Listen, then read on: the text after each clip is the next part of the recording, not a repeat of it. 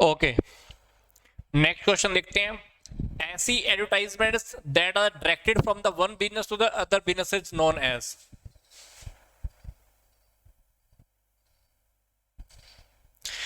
जो advertisement directed होती है एक बिजनेस से दूसरे बिजनेसेस के लिए, उसको हम क्या बोलते हैं? ऐसे विज्ञापन जो एक व्यवसाय से अन्य व्यवसाय के लिए निर्देशित होते हैं उनको क्या कहते हैं? Retail advertisements, trade advertisements, consumer advertisements या डिस्प्ले एडवर्टाइजमेंट्स, क्या बोलते हैं?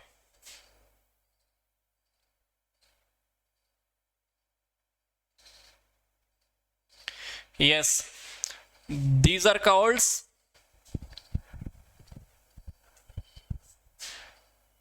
ट्रेड। हम इनको बोलते हैं ट्रेड एडवर्टाइजमेंट्स।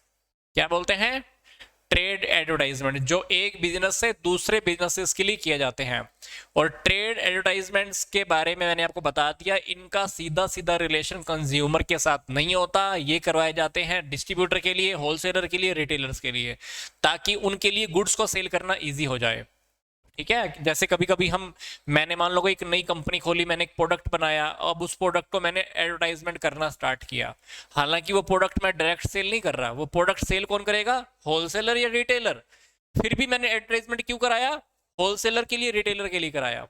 और जो डिस्ट्रीब्यूटर होंगे, जो भी आगे सेल करने वाले होंगे, तो उनको लगभग इस प्रोडक्ट के बारे में इंफॉर्मेशन मिल जाती है, तो प्रोडक्ट वो परचेज कर पाएंगे हमसे, तो सेल्स पॉइंट वो लोग ओपन कर पाते हैं। ठीक है, तो इस तरह के जो एडवर्टाइजमेंट होते हैं ये हमारी मार्केटिंग के अंदर बहुत काम आते हैं, जो हमारा डिस्ट्रीब्यूशन चैनल रहता है उसको इफेक्ट करने में, ताकि होलसेलर, रिटेलर हमारी तरफ अट्रैक्ट होते हैं। तो ये जो ट्रेड एडवर्टाइजमेंट्स होती हैं ये डायरेक्ट कंज्यूमर के लिए नहीं होती, इसके थ्रू हम होलसेलर को, रिटेलर्स को, डिस्ट्रीब्यूटर्स को, एजेंट को अपनी तरफ अट्रैक्ट करना चाहते हैं हम, इससे हमारा डिस्ट्रीब्यूशन चैनल और भी ज्यादा अच्छा हो जाता है। आगे देखते हैं। Second, which one of the following business would find customer acquisition cost relevant? निम्नलिखित में से कौन सा व्यवसाय ग्राहक अधिग्रहण लागत को प्रासंगिक करेगा? Fertilizer manufacture business, school, customer plastic बोतल मैन्युफैक्चर या ऑटोमेटिक ऑटोमोबाइल सर्विस स्टेशन?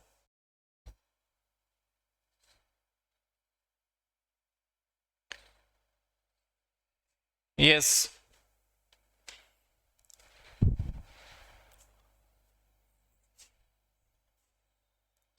ग्राहक अधिकरण लागत, कुछ खर्चे ऐसे होते हैं जो एक ऑर्गेनाइजेशन के द्वारा हम करते हैं नए कस्टमर को प्राप्त करने के लिए, कुछ खर्चे करते हैं। ठीक है, तो ये कस्टमर्स को जागरूक करने के लिए।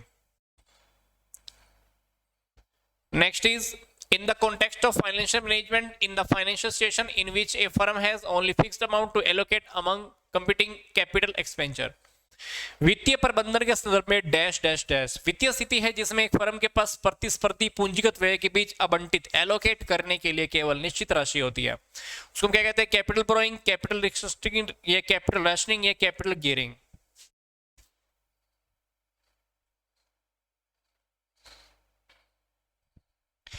Yes,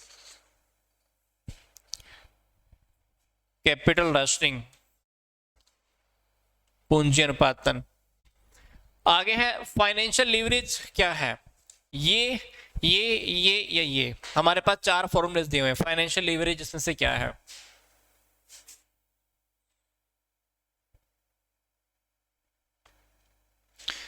yes, this one. आगे देखते हैं।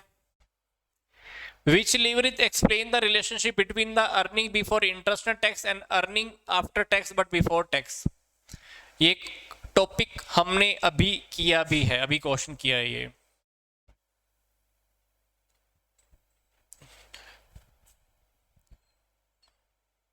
Earning before interest and tax and earning या after interest but before tax. Yes, this is the financial leverage. अगला है, in which of the following method the permanent working capital is financed by the long term sources of funds? इसमें से कौन सी पद्धति के अंतर्गत हम फिक्स्ड वर्किंग कैपिटल का जो वित्त पोषण होता है वो हम लॉन्ग टर्म सोर्सेज के थ्रू करते हैं? अग्रेसिव अप्रोच में, कंजर्वेटिव अप्रोच में, हेजिंग अप्रोच में, या ऑल ऑफ द अबव? ऐसी कौन सी अप्रोच है? Yes, is the hedging approach.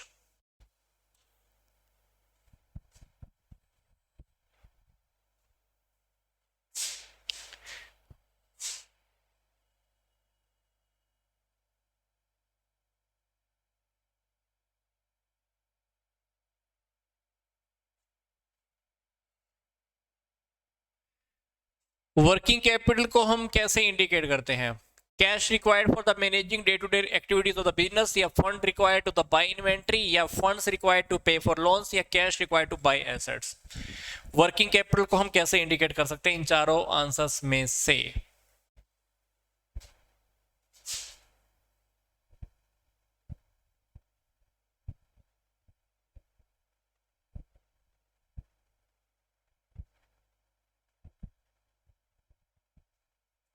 Yes, cash required for the managing day to day activities of the business. जो हमको डेली रूटीन के खर्चे करने के लिए जो हमको कैश की रिक्वायरमेंट होती है, that is called the working capital. और वर्किंग कैपिटल का फॉर्मूला हमको पता भी है, करंट एसेट्स में से करंट लायबिलिटीज माइनस कर दो। और वर्किंग कैपिटल की टू अप्रोचेज होती हैं, ग्रोस वर्किंग कैपिटल अप्रोच और net working capital approach. Gross working capital approach के अंदर हम टोटल ऑफ करंट एसेट्स लेके चलते हैं, जबकि नेट वर्किंग कैपिटल के अंदर हम करंट एसेट्स में से करंट लायबिलिटीज को माइनस कर देते हैं। फर्दर हम यहां पर जो क्वेश्चन डिस्कस कर रहे थे उसमें सिर्फ यही बताना था कि वर्किंग कैपिटल क्या इंडिकेट करता है। नेक्स्ट क्वेश्चन देखते हैं। Which approach contended that the market value of the firm is not always affected by the capital structure?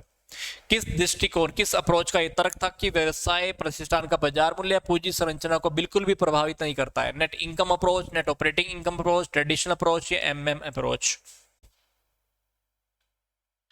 Yes, net operating income approach. इसी अप्रोच के अंदर हम डिस्कस करते हैं। Next question is question number 9। Combined leverage measure the impact of the change in the contribution on. संयुक्त प्रावधान प्रभावन क्षमता dash पर योगदान में परिवर्तन के प्रभाव का मापन करती है? Equity capital, debt capital, capital structure, या ईपीएस?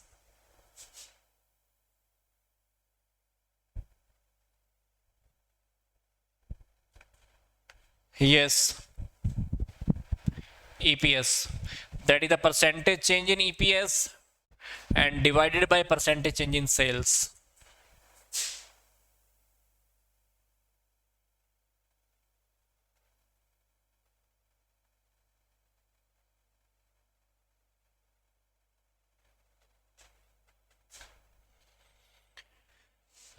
आगे देखते हैं question number 9। A plan is a trap to capture the plan future. This statement is of. नियोजन भविष्य को पकड़ने के लिए बनाया गया एक पिंजरा है। ये स्टेटमेंट किसने दी है? एलन ने, टेरी ने, हर्ले ने, या न्यूमैन ने?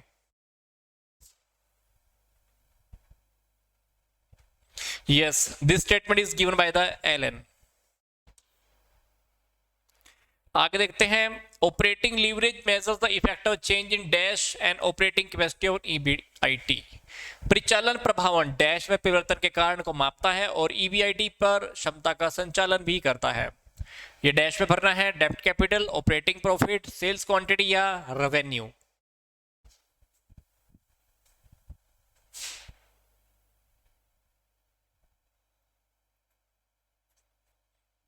Yes, operating leverage measures the effect of change in sales quantity. Yes,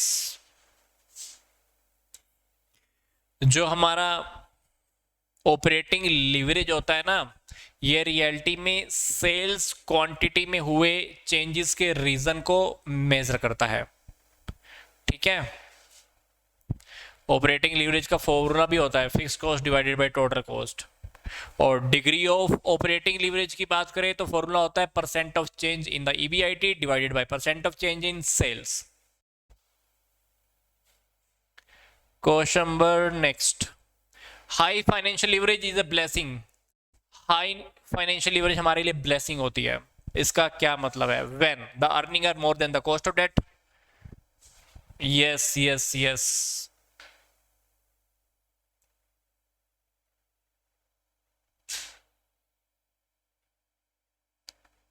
high financial leverage हमारे लिए ब्लेसिंग होती है, yes.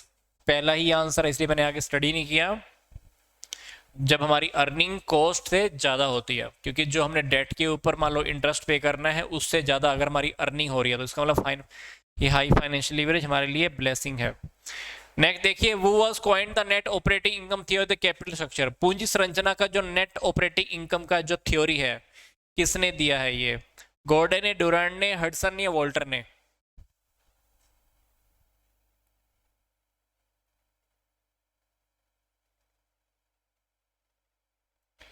Yes, Durand. Contribution divided by EBIT formula किसका है? फाइनेंशियल लीवरेज का, ऑपरेटिंग लीवरेज का, कंपोजिट लीवरेज का, या none of the above?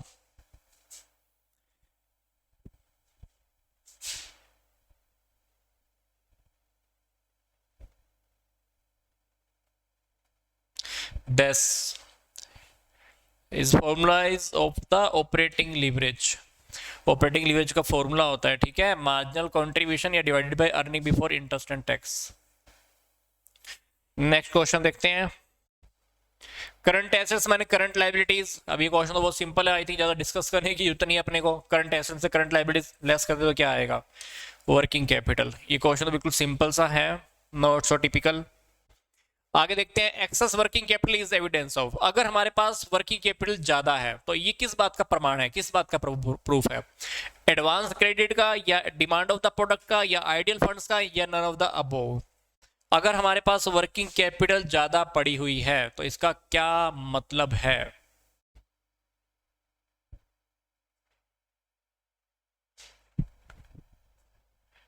Yes, हमारे पास फंड्स आइडियल पड़े हुए हैं, हम उसको यूज ही नहीं कर पा रहे हैं, क्योंकि वही पैसा अगर बैंक में डाल देते तो हमको इंटरेस्ट मिल जाता है, पर उस वर्किंग कैपिटल का पैसा फालतू पड़ा हुआ है, निष्क्रिय है। आइडियल फंड्स पड़े हैं, ऐसे बेले पड़े हैं, खाली यूज ही नहीं कर पा रहे हैं उसको हम। आगे देखो question number, which leverage explain the relationship between the contribution and the earning before interest and tax. ये क्वेश्चन हमने अभी डिस्कस किया भी था। यस, पहले इन्होंने ऑपरेटिंग लीवरेज का फॉर्मूला पूछ लिया था, अब इन्होंने क्वेश्चन को थोड़ा रिवर्स करके पूछ लिया है आपसे। Which among the following is not a technique of financial analysis? निम्नलिखित में से कौन सा वित्तीय विश्लेषण की टेक्निक नहीं है?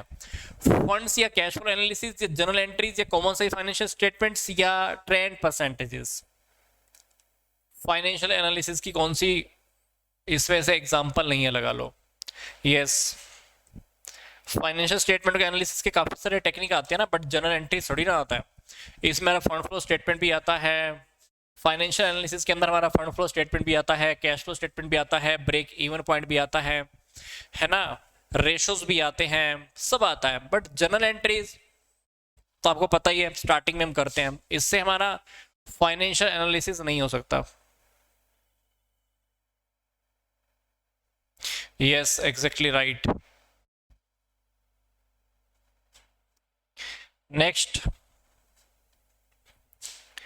What does funds bearing fix interest या dividend divided by total capital employed किसको सिग्निफाई करता है? फिक्स्ड एसेट्स रेशो को, dividend yield ratio, capital gearing ratio, या डेट सर्विस कवरेज रेशो? ये जो फॉर्मूला है ये किसको इंडिकेट कर रहा है? यस, इसको सीजीआर भी बोलते हैं, कैपिटल गियरिंग रेशो। आगे है, under dash analysis in the financial statement analysis, a study is made on the quantity relationship of the various item in the financial statement on the particular date। वित्तीय विवरणों के विश्लेषण में dash विश्लेषण एक विशेष तिथि पर वित्तीय विवरणों में विभिन्न मदों के मात्रात्मक संबंधों पर एक अध्ययन किया जाता है। वर्टिकल, इंटरनल, हॉरिजॉन्टल, या external?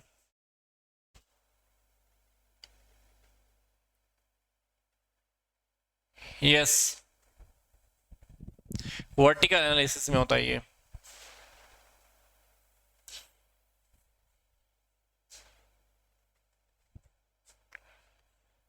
Dash dash involve evolution of the financial performance over a period of time using financial ratio analysis. Dash में वित्तीय अनुपात विश्लेषण का उपयोग करते हुए समय की अवधि में वित्तीय प्रदर्शन का मूल्यांकन शामिल है। लिक्विडिटी रेशियो में, ट्रेड रेशियो में, सॉल्वेंसी रेशियो या इंटरफर्म कंपैरिजन।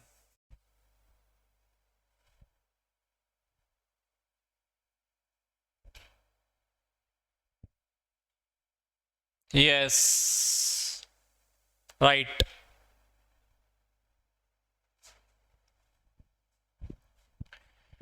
ट्रेंड रेशियोज के अंदर, ट्रेंड एनालिसिस के अंदर। ठीक है, next one is which of the following factor influence the working capital management policies of A firm. निम्नलिखित में से कौन से कारक एक फर्म की कार्यशील पूंजी प्रबंधक नीतियों को प्रभावित करते हैं। Excise duty on the capital equipment, या sudden increase in the demand for the product of the company, या adoption of the better technology leading to the reduction in the production time, या sudden stoppage of the supply of a major raw material.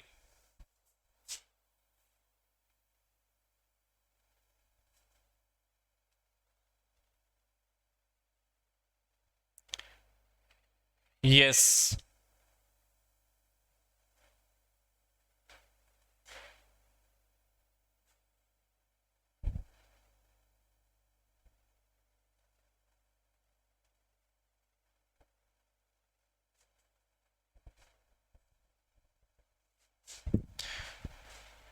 Which of the following factor influence, काफी सारे factors की बात करें तो इसमें से आंसर हमारे चारों के चार भी हो सकते हैं, तीन भी, दो भी, एक भी। कौन कौन से फैक्टर ऐसे हैं जो वर्किंग कैपिटल मैनेजमेंट की पॉलिसी को इफेक्ट करते हैं। एक्साइज ड्यूटी तो नहीं होता है, बट ये सब होगा, सेकंड, थर्ड एंड फोर्थ। ठीक है, ये तीन आंसर हमारे करेक्ट हैं। ये सारे के सारे फैक्टर्स हैं। क्वेश्चन का आंसर आगे कंप्लीट नहीं था तो मैंने आपको सीधे ही तीन आंसर एक साथ बता दिए हैं, ऑप्शन आपको मिल सकते थे। आगे देखते हैं profit before interest but after tax. 10,20,000 provision for tax, 3,30,000, 50% debenture, 15 lakh. Calculate the interest coverage ratio. हमको इंटरेस्ट कवरेज रेशियो कैलकुलेट करके बताना है। 4 टाइम्स, 7 टाइम्स, 5 टाइम्स, 6 टाइम्स, क्या आएगा।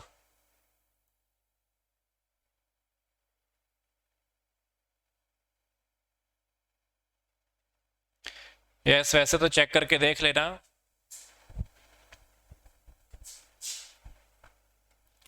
क्योंकि हमारे पास profit before interest but after tax दिया हुआ है 10,20,000। तो अगर प्रोविजन फॉर टैक्स की बात करें तो इसको इसमें ऐड कर देना।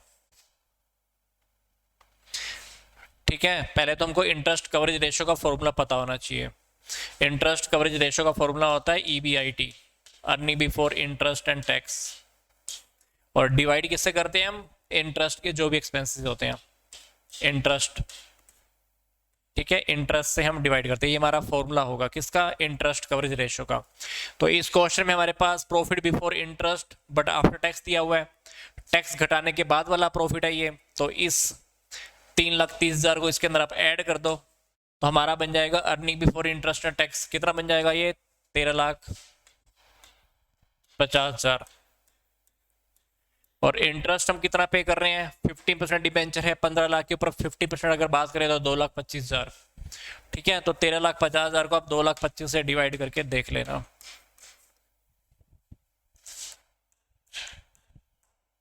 तो आप आंसर चेक करके देखोगे तो हमारे पास आंसर आ जाएगा 6 टाइम्स। ठीक है, डी। तो सिंपल सा है, फॉर्मूला हमको पता होना चाहिए। फॉर्मूला पुट करने के बाद आपको क्वेश्चन करने में कोई मुश्किल नहीं आने वाली। ठीक है, next but last, which of the following is not a tool of the financial analysis. Ratio analysis, common size financial statement, break even analysis, या ट्रेड परसेंटेज एनालिसिस।